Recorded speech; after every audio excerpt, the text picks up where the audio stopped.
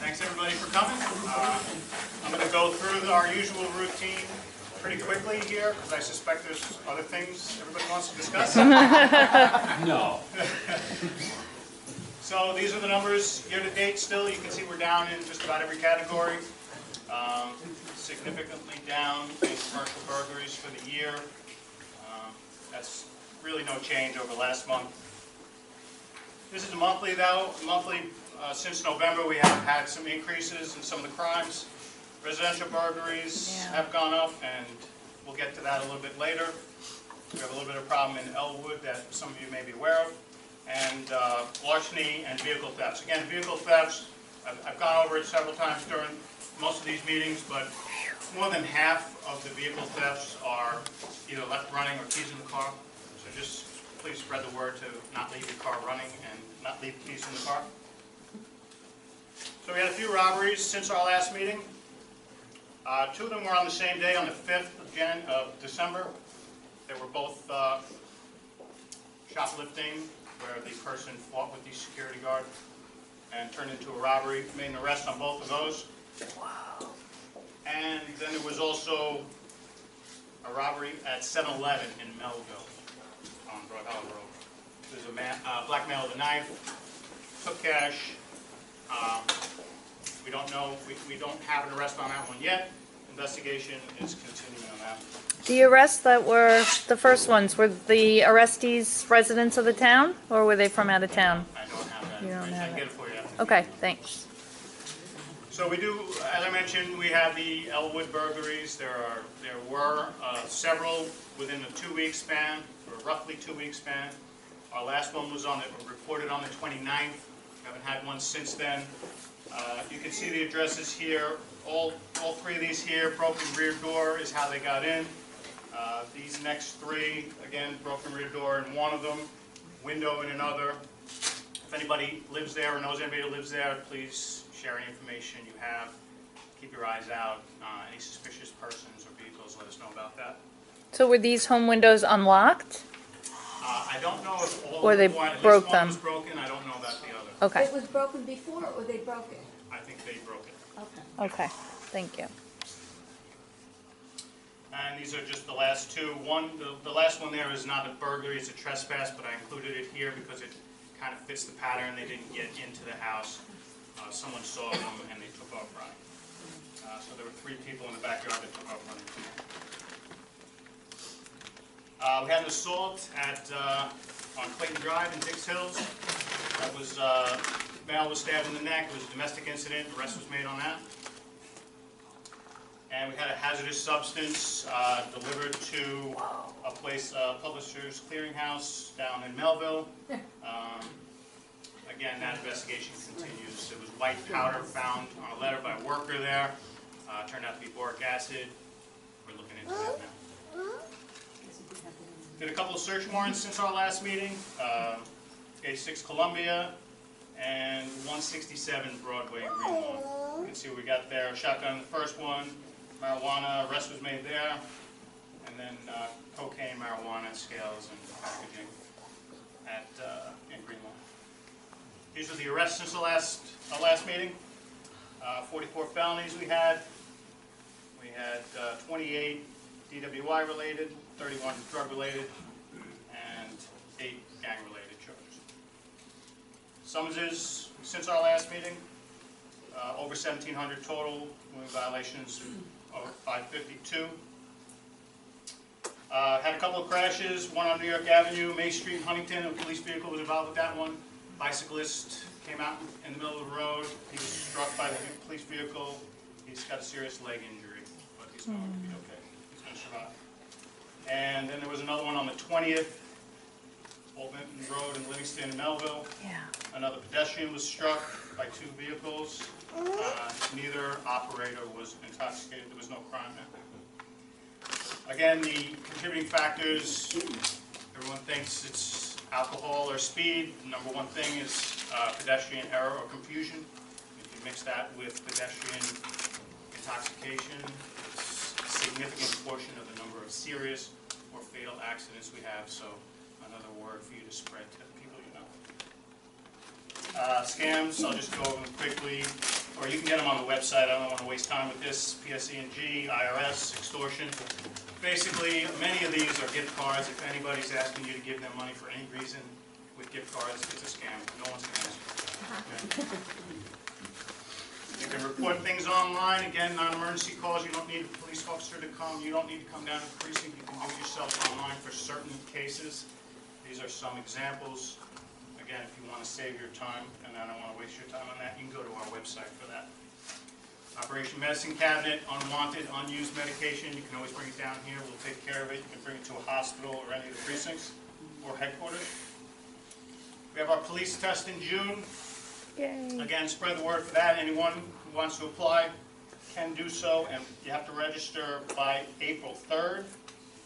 And we do have our community outreach people are coming to South Huntington Library to do just kind of an informational thing for people who are interested in it, like a training. And so anyone who you know who might want to be a cop or a Suffolk cop who's going to take the test, might be a good idea for them to come to the library. I think that's February 9th. It says the high school, yeah.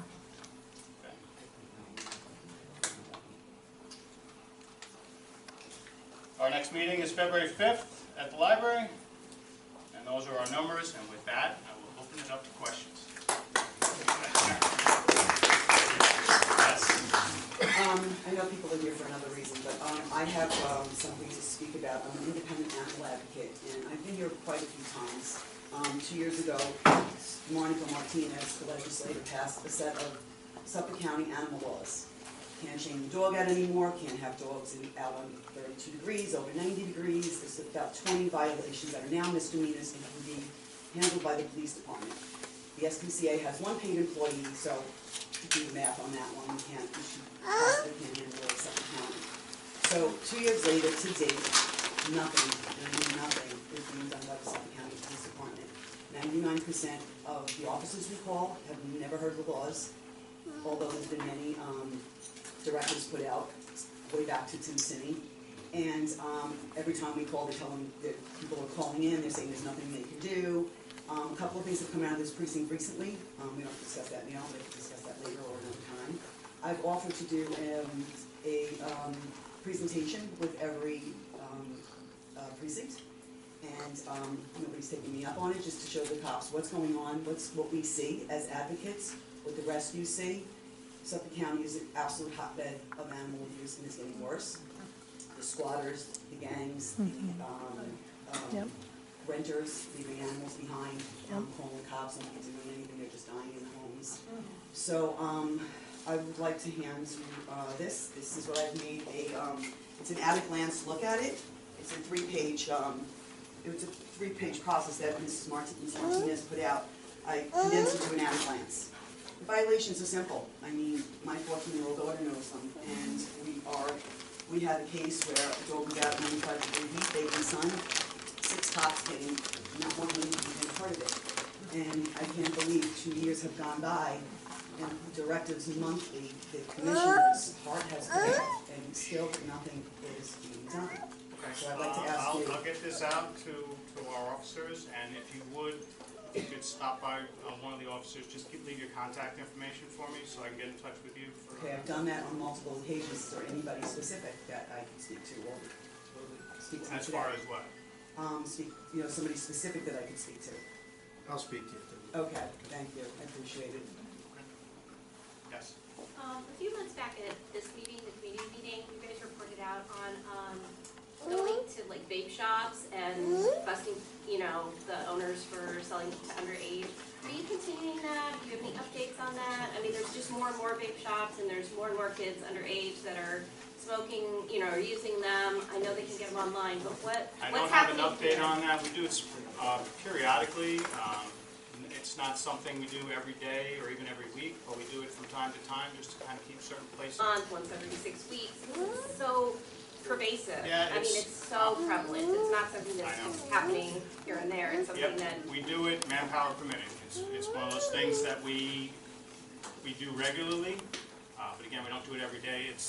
We have sometimes other things that we have to do.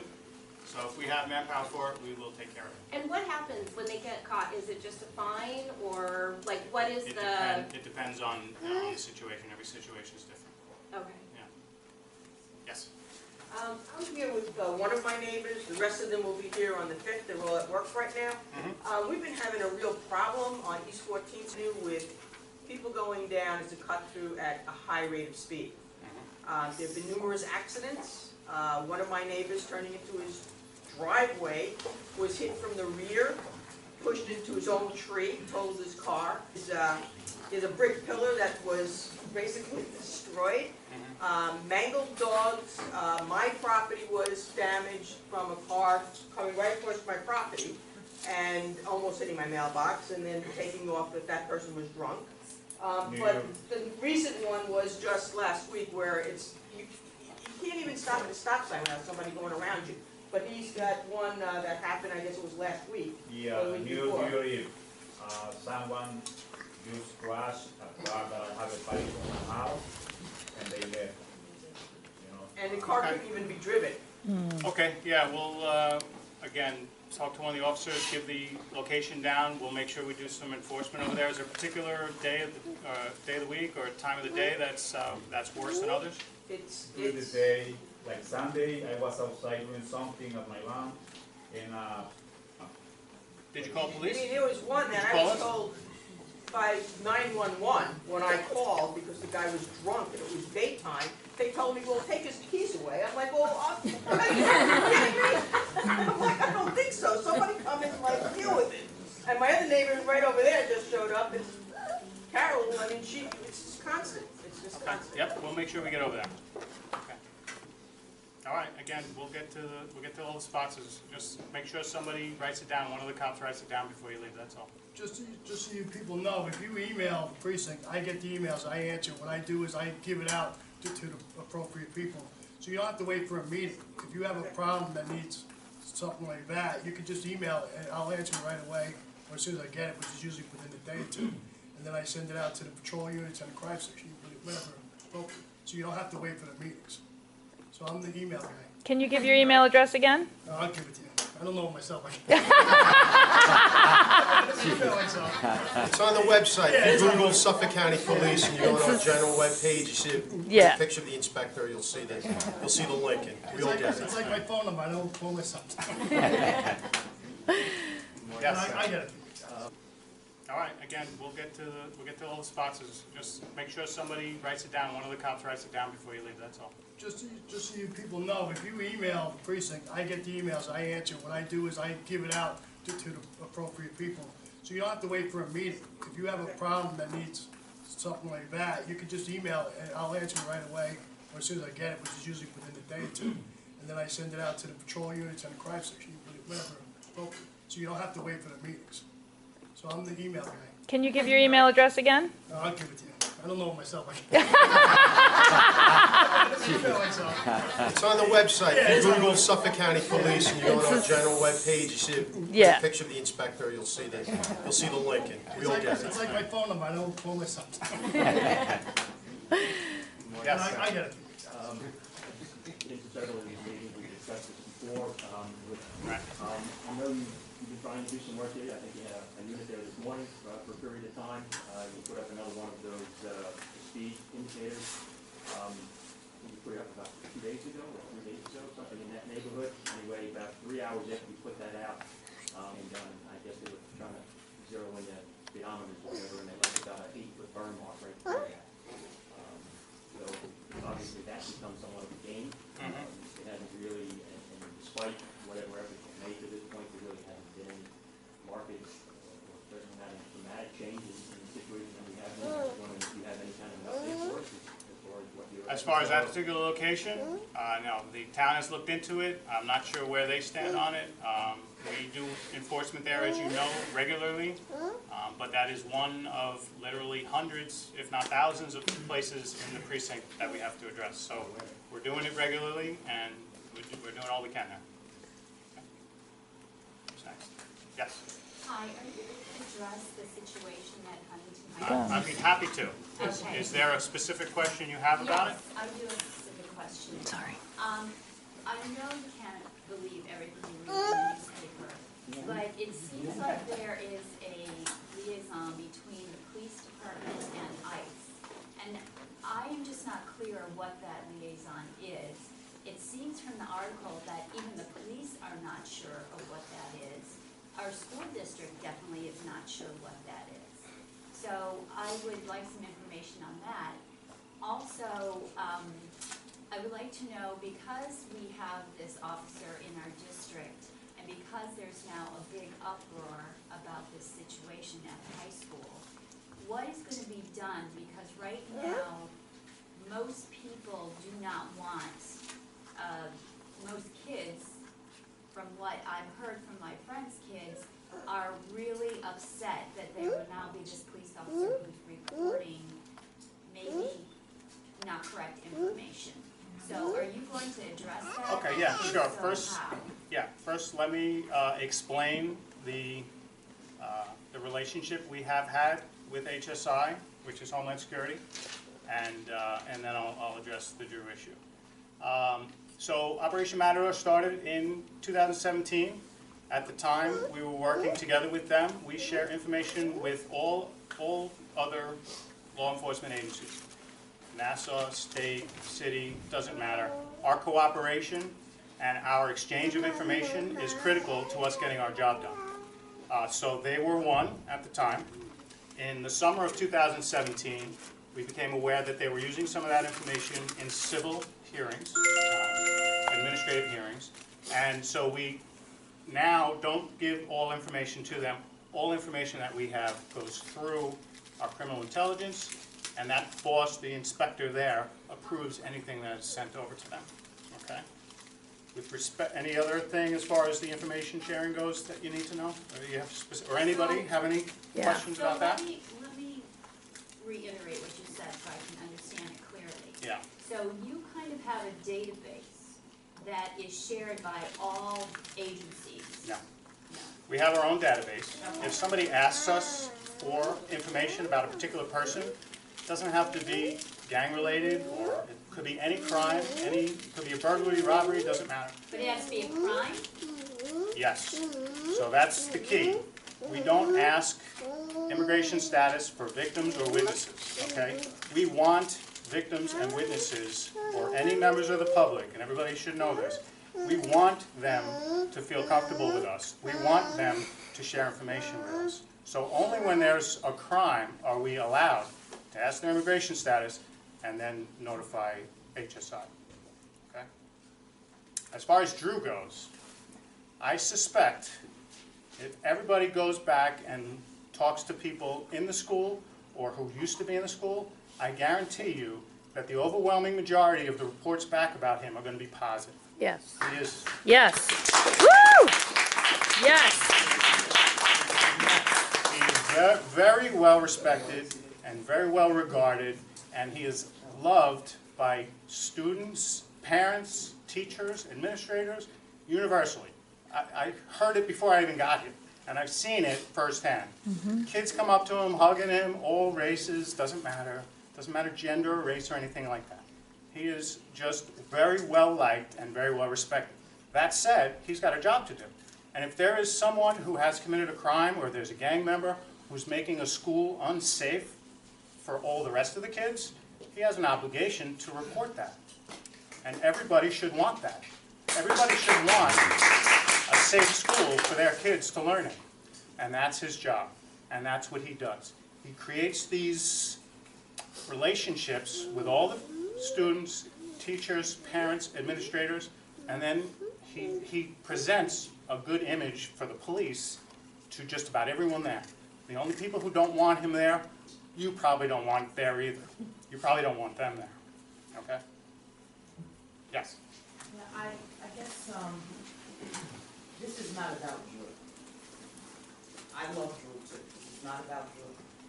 I guess the question is, what's the process between, I think there needs to be a better understanding of what is the process between the school district, the SRO program, and ICE. Because in this particular case, if the information is correct, that child may not have been in a gang. That child may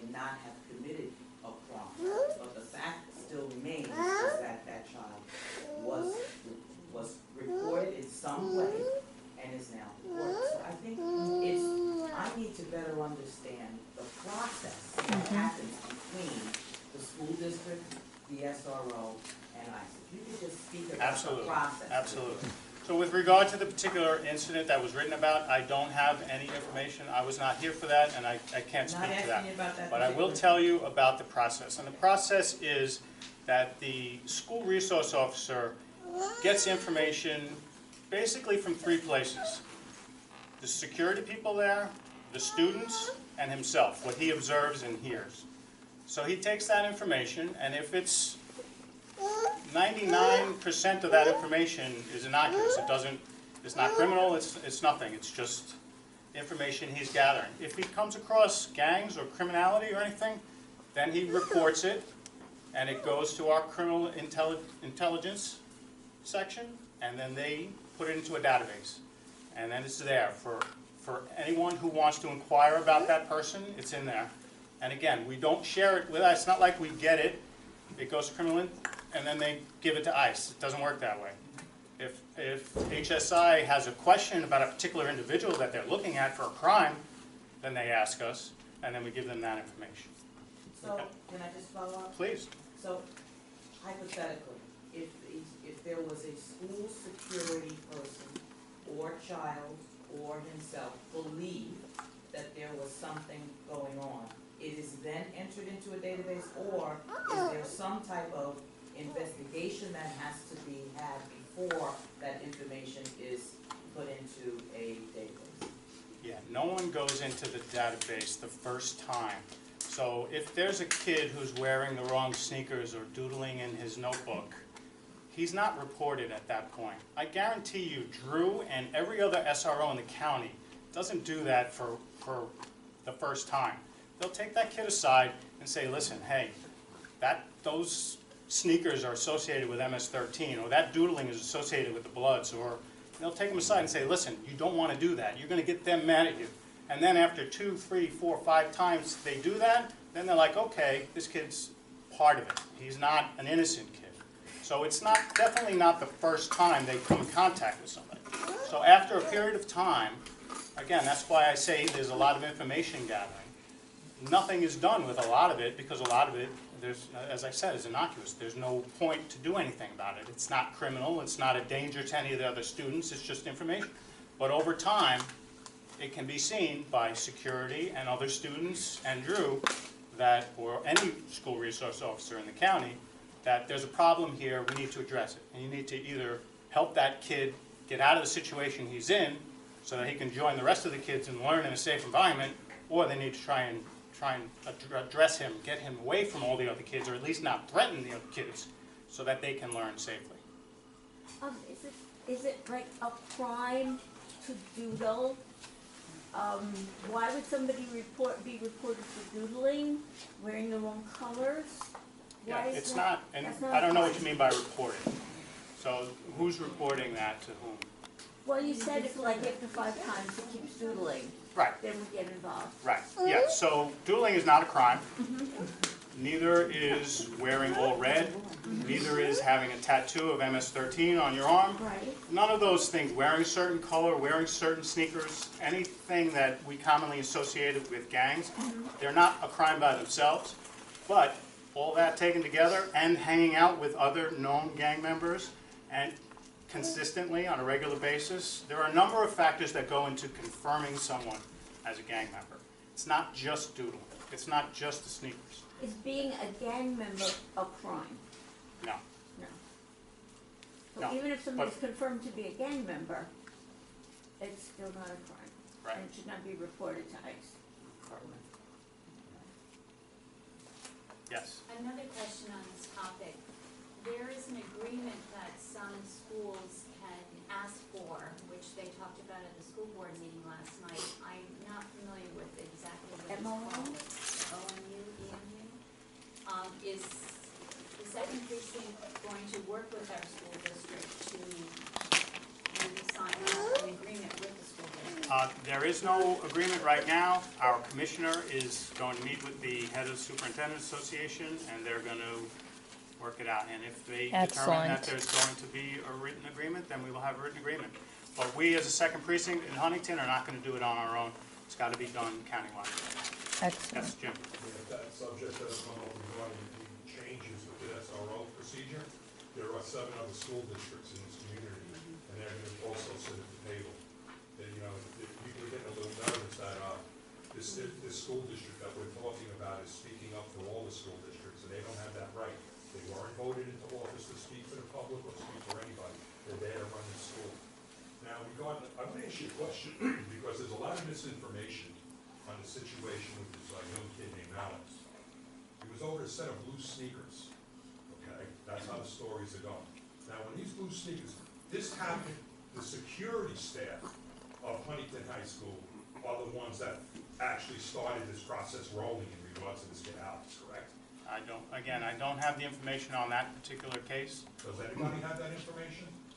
I don't know of. Because my understanding is that this started in that school. It wasn't Drew, it wasn't the Suffolk County Police Department. That it was, the ball got rolling that way. And it's actually been in a few news articles.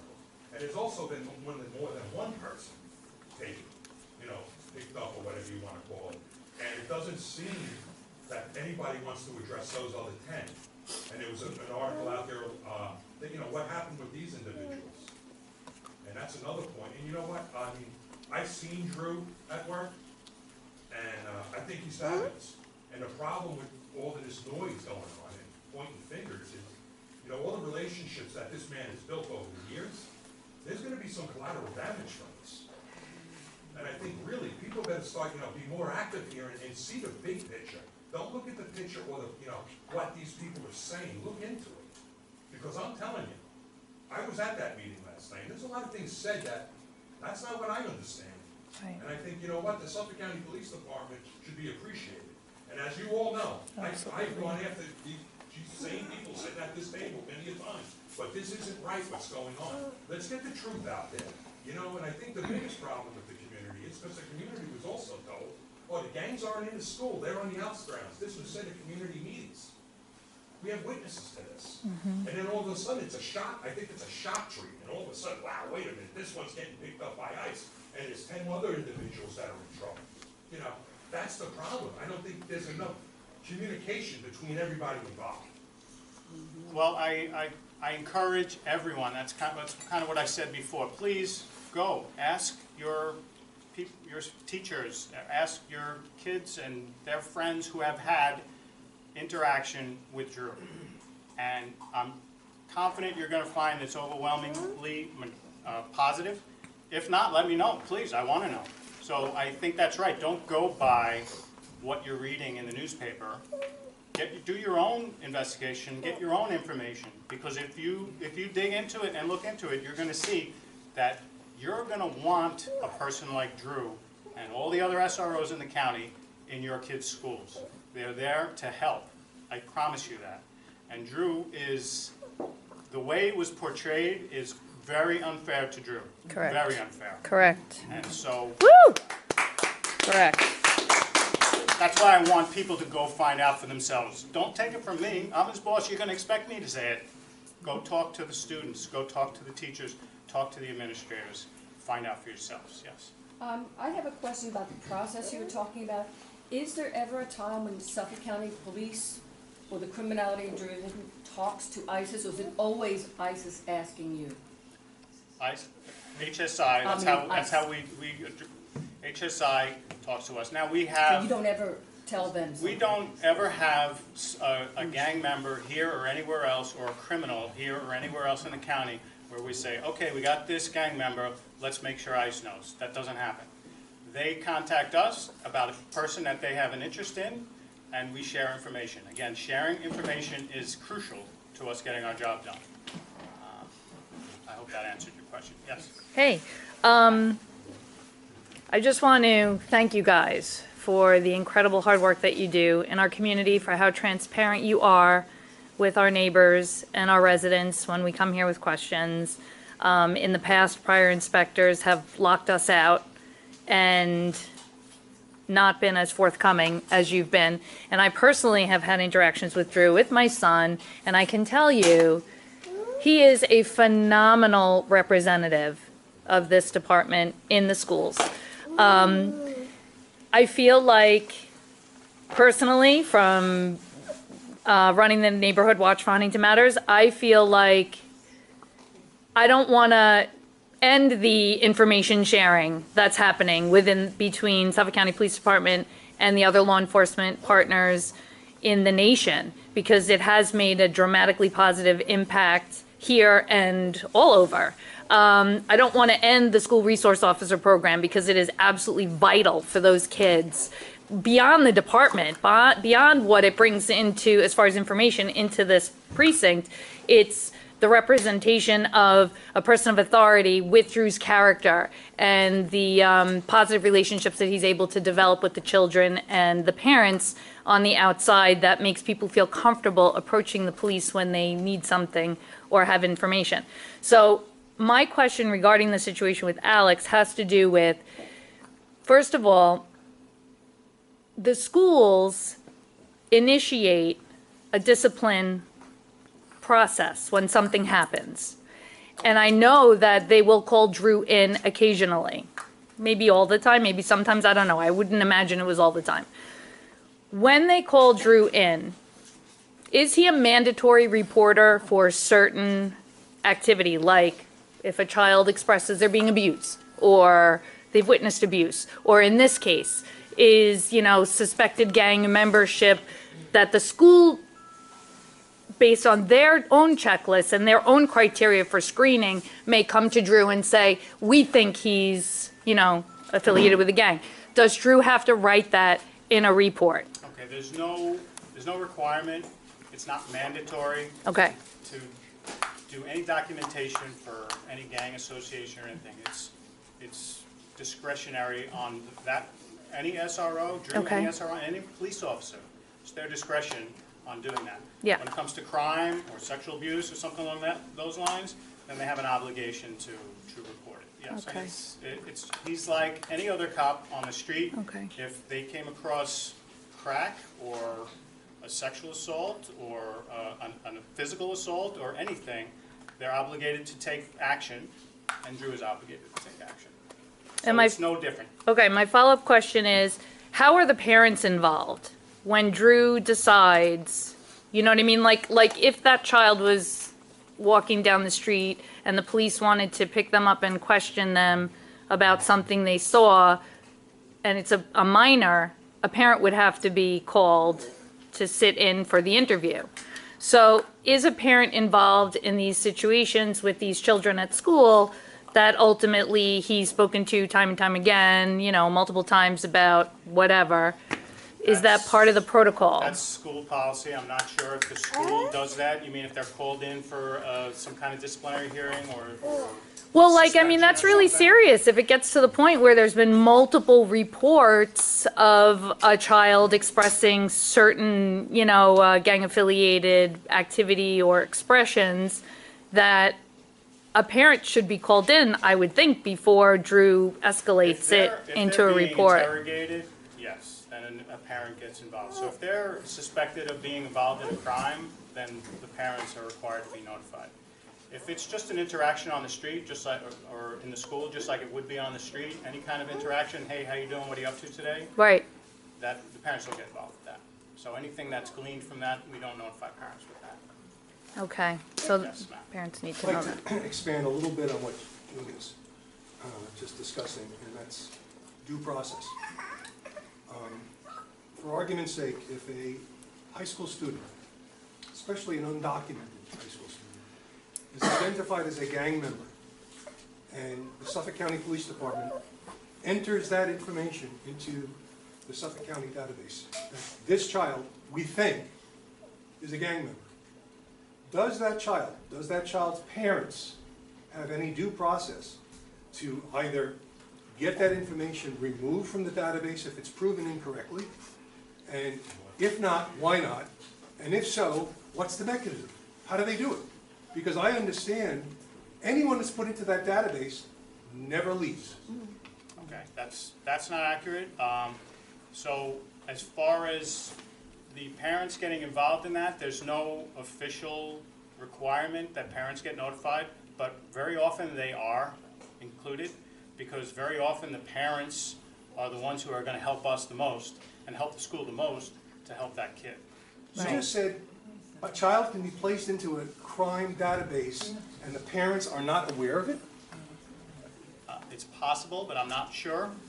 That's possible. That's bad. It's That's not a very crime bad. database. No, the gang, listed as a gang member. Yes. Right. Yeah. But it's a police database. And we don't And that police database can, in don't fact, automatically notify the parents, no. but that database can be shared with ICE. If they request something, yes. Now, if, as far as it being there forever, that's not accurate. If there's 5 years of inactivity, we erase it. For a fact, 5 years, it's white. Yes. And what if it's been found by a legal process that, I'm not saying that there has been a legal process, but say there is a legal process and it's been found that that child in fact is not affiliated with a gang, will that description of him in the police database be removed? Him or I'm her? not familiar with a case like that ever happening. It's possible it happened, but I'm not familiar with it. So I would have to find out about it. Okay. So once a child is reported, once Drew reports it to you guys, isn't the child allowed to have a defense and a trial? Or is it just reported to Homeland Security and he's picked up and there's no trial? It's just gathering information that we could possibly use in the future for No, criminal but investigation. So, once you decide there's a crime, it's in the database, there is a crime, right. is he allowed to have an attorney, a trial, face his Of course, accuser? yeah. Anyone Or who's just accused. taken in a van and sent to New No, Jersey? I know. So that was incorrect. Yeah, no, that doesn't happen. So if we arrest somebody for a crime, regardless of their immigration status, they go through the same process. They go to court and they have an arraignment and the whole, that's, So this young man went to court and had an arraignment? again, I don't know the particulars about this particular guy, but I can tell you Right. what happens. Okay. Yes. I'm not opposed to the SRO officers, I think it's a great idea. I'm concerned about this particular case. It appears to me that the students in Huntington High School can have 8 triggers, two of them being reported on any particular student would get them listed as potential gang-related person. Mm-hmm. One of those triggers is drawing devil horns.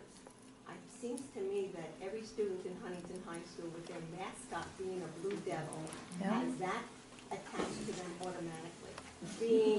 Being an immigrant is almost a second flag against them. That's not accurate. That's not fair. It doesn't seem that the due process for this particular guy was really met. As I said before, and it bears repeating, please don't go by what you saw in the newspaper, in any newspaper, or on any news broadcast. Find out for yourself the information.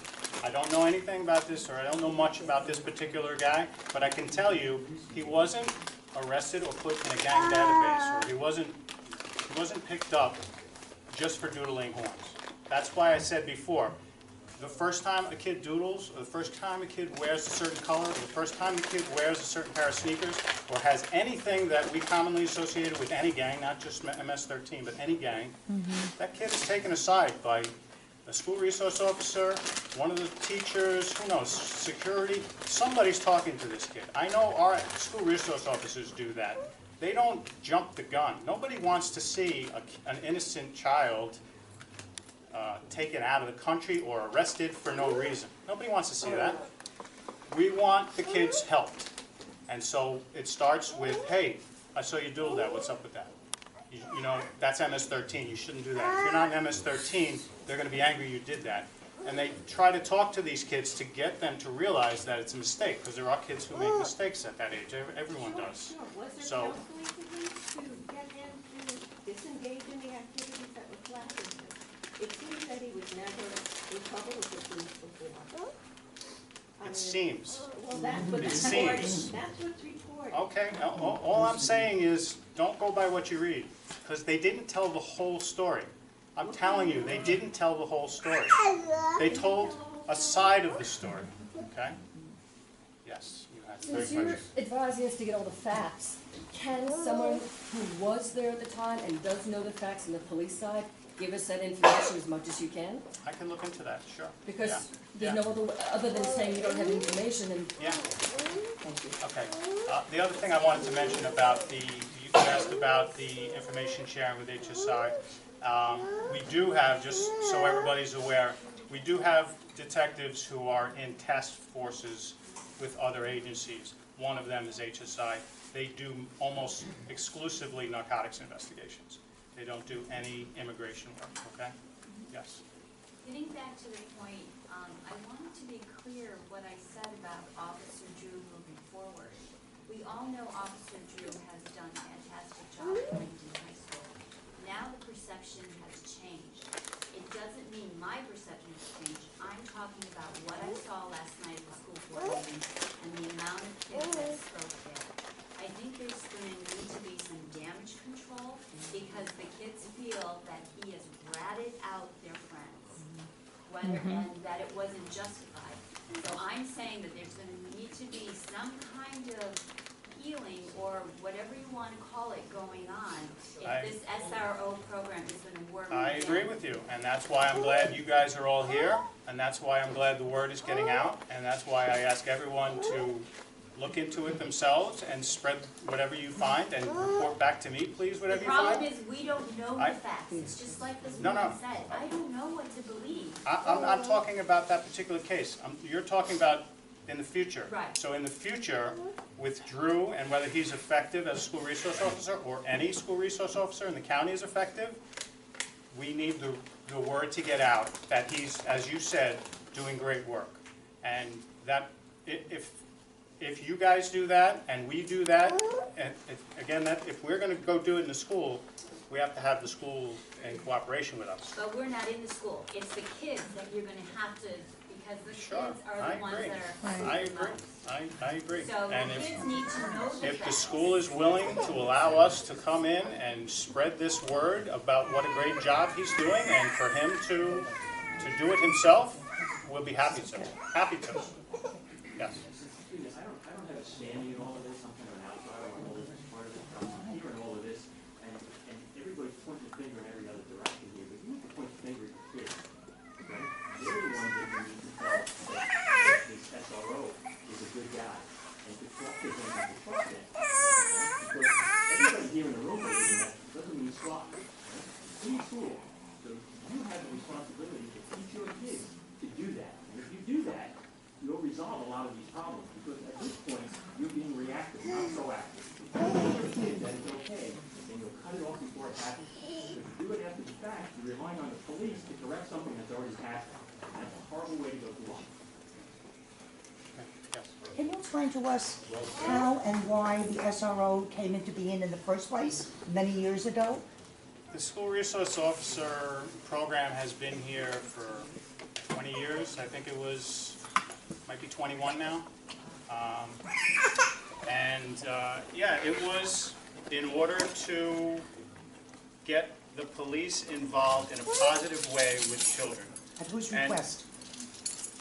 I don't know. I wasn't involved in the school. I remember the schools without. I assume it was the schools. It's all over the country. It was DARE. Yeah. It started out as DARE. It was DARE, and it turned into the SRO. Yes. And I've seen Drew in action. I've seen it myself, where kids at events of all races, of all ethnicities, they come up to him and give him a hug or give him a high five, or a smile comes across their face, no matter where they're from, where they were born, or what their ethnicity is. A smile comes across their face when they see him. So I'm telling you, the characterization portrayed is inaccurate, incomplete, and unfair. Okay? Yes. And I don't think people realize how much work the police department does on Drew and all the other community officers. He's not the only community officer that does work with the town and Tri-CYA and the schools and the relationships they build and the kids they save. I don't think people realize how many kids' lives have been saved and they've been turned around and put in a positive path, and when their parents weren't able to get through, the officers have made a connection and really been a good role model to change these kids' lives. And hey, everybody makes a mistake, or they don't always, no one's not fallible. There's sometimes situations are perceived one way, or things aren't always handled perfectly, but people are human. Officers are human. But I know myself in my work with Leadership Huntington and being in contact with many of these officers in this room and the town town of Huntington and the representatives, that they do the best they can, and they make a significant difference in kids' lives, significant. And that's a good point, because I don't know if everybody's aware, but Drew's been doing this for 14 years, almost 15 years. So he has developed relationships, and there are kids who are now adults who come back to him and see him on the street and thank him for helping them. And again, all ethnicities, all races, both genders, it doesn't matter. South Huntington as well. I mean, the officers are involved in Whitman Right. and the other local high schools. Yeah, that's another good point. They coordinate both sides of the town. That if there's situations going in Huntington High School, they coordinate with South Huntington, and there's a good dialogue between both parts of the district. So I think that a lot of community members don't realize all the work that is really going on behind the scenes. Thank you. Yes. Did you guys go into the schools and train the staff and administration? School resource officers have done all kinds of trainings in schools, opiate addiction, vaping, bullying, calling false alarm, and gang-related stuff. So it's one of many. By far, Right. it's not the most often Right. that they train, the most often curriculum that's used. I would say, if I had to say off the top of my head, it's opioid addiction, because Yeah. that's the one they do all the time, everywhere. But Yeah. yeah, school resource officers do all kinds of training in schools and outside of schools. They do it with libraries, and hospitals, and all sorts of different things. So yes, that's part of it, yes. And regarding those trainings, has there been conversations post-Operation Matador about that dynamic that's changed in terms of the operation of the school resource officer and how that information is shared with other agents, I'm not sure I understand. So when we changed our policy with respect to sharing information with HSI, Yes. was that Yeah. communicated to the schools? Yes. Right, with those I'm trainings. not sure about that, to be honest with you. I mean, It 'cause probably that's sort of was, but I like can't say for sure. the shifting point with this dynamic between the SROs and It really wasn't a shifting point in dynamic with the SROs and the school people who were in the school, students, teachers, parents. It was more of, so a school resource officer would write a report, and like any other report, it gets submitted, goes into the computer, and then our criminal intelligence section would share that information with other people, including HSI. So it really was a change based on our criminal intelligence section, not really with the relationship of the SRO and the school. Understood, but I'm just thinking that that change with the other law enforcement agents, I'm just thinking that piece should have been, or I don't know if it was, shared with the school district. Yeah, again, it probably was, but I don't know that for sure. Yeah. Yes. So, just as an aside, another thing that for the community to know that Suffolk County has supported is the town has a gang prevention committee as well as CAS, Community and Schools Together, and the Suffolk County and the SROs and Officer Drew have been involved with that as well. So it's not just the schools that they're supporting, but they're supporting, the community types of committees and programs with that as well. My question is, a few months back, and I don't have exactly the date, but there was an incident at Five Guys in South Huntington, just south of the mall. And at that, with that incident, the inspector at the time shared that there was a gang that was claiming it called the Almighty. And that was the first time I had heard of the Almighty, and I think in the subsequent meeting I asked if it was confirmed, or confirmed that it was actually the Almighty. Could you just speak to if the Almighty is active in our community? Are they another gang? Are they an offshoot of MS-13? Like what presence and what is happening with them? All right, they're not an offshoot of MS-13. They were a group that started to develop at the end of the last school year, and bled into a little bit in the summertime. There are people who we still suspect are involved or were involved, but we haven't seen any activity with that gang recently, not in the last several months. I don't know if any of you have heard of anything, but I can't think off the top of my head. Very few things, very minor things, no serious incidents with regard to any of those people who were associated with that group at the end of last year. Yes, ma'am. Okay, we're talking about gangs, and that's a good thing. subject that needs to be discussed in several school districts. Myself, I'm a graduate of the Suffolk County Citizen Police Academy. I'm looking around the room, I see at least several other alumni as well. Just a couple. Just a few. And I do recall one of the more memorable classes that I remember from taking that wonderful course. I highly recommend it to everybody that's in this room. Is we had one night where a gentleman, I believe he was from the FBI, came in and gave us an entire course on how to identify gangs and gang identification and gang signs, gang colors. All of the information that's necessary to at least have an educated idea of, I'm looking at something that looks gang related. Now my question to you is very simple. We have an issue in the school district. We're not sure what it is because you're not quite familiar with this particular incident, okay.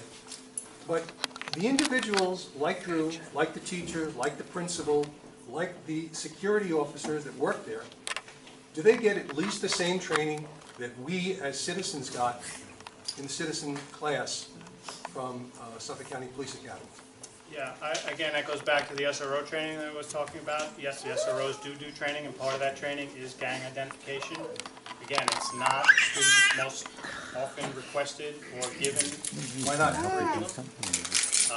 Because the opioid epidemic became front and center for a long time, and still is to a large extent.